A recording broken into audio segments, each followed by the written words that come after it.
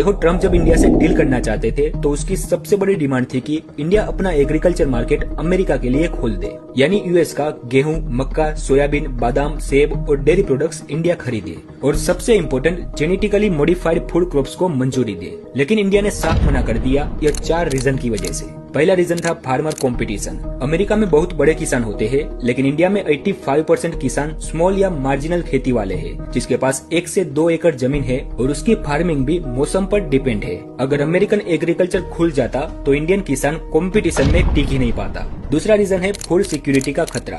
देखो, इंडिया आज खुद का अनाज उगाता है, पीडीएस सिस्टम चलाता है।